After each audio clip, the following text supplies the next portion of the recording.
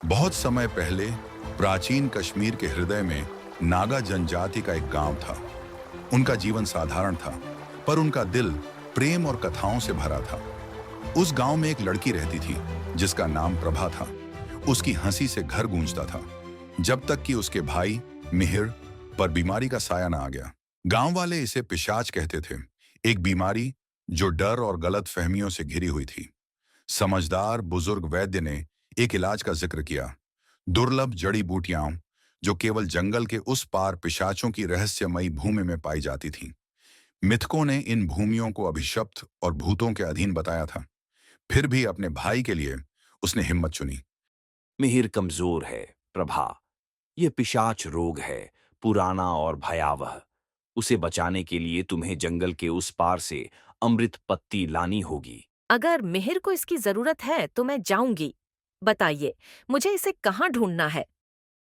ये फूल अपने साथ रखना। ये पवित्र है और संकट में तुम्हारी रक्षा कर सकता है। वैद्य की सलाह और पवित्र फूल को अपने थैले में रखकर प्रभा ने अज्ञात की ओर कदम बढ़ाया। जंगल विशाल और प्राचीन, ऐसा लग रहा था मानो उसमें जान हो। रात हुई और प्रभा के डर ने आकार लिया। अंधेरे में आंखें चमकीं और वहां से सवार निकले पिशाच भूतिया घोड़ों पर। मिहिर को मेरी जरूरत है, मैं हार नहीं सकती। लेकिन ये प्राणी क्या है? डरी हुई प्रभा को जंगल के भीतर एक सुनसान घर में शरण मिली। रात लंबी थी, उसके मन में डर और उम्मीद का द्वंद्व चल रहा था। जैसे ही भोर हुई, मिथकों की दीवारों में पहली दरार पड़ी। पिशाच जनजाति के एक लड़के ने उसे पाया। उसकी आंखों में द्वेष नहीं, बल्कि जिज्ञासा थी। तुम जाग गई हो। तुम यहाँ की नहीं लगती। तुम तुम कौन हो? क्या तुम पिशाच हो? मेरा नाम दोरजी है। और हाँ, शायद तुम्हारे लोग हमें यही कहते हैं, लेकिन मैं कोई राक्षस नहीं हूं।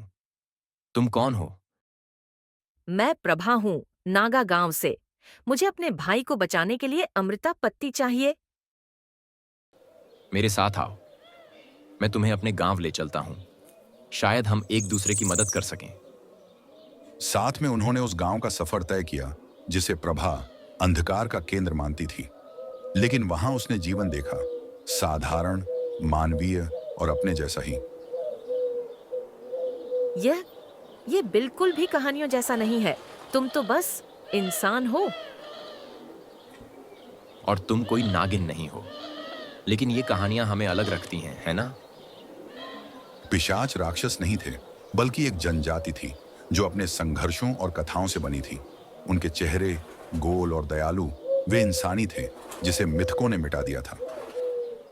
मेरा दोस्त तेंजिन हफ्तों से बीमार है। तुम्हारा फूल शायद उसे बचा सके। ले लो, अगर यह उसकी मदद कर सकता है तो यह तुम्हारा है। यह अमृत पत्ती है जिसे तुम ढूंढ रही थी। जाओ और यह तुम्हारे भाई को ठीक करे।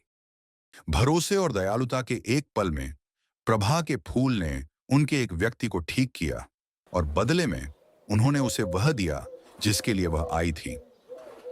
अलविदा। तुम्हारा भाई जल्दी ठीक हो। और याद रखना, हर कहानी सच नहीं होती। अलविदा दोरजी, तुम्हारा धन्यवाद हर चीज के लिए। वह अपने गांव लौटी, न केवल इलाज के साथ बल्कि एक सच्चाई के साथ। पिशाच राक्षस नहीं थे और नागा नागिन नहीं थे। वे इंसान थे जिन्हें डर ने बांट रखा था और मानवता ने जोड़ा। और इस तरह अज्ञात की ओर की एक बहादुर यात्रा ने न केवल एक बच्चे को ठीक किया, बल्कि दो जनजातियों के घावों को भी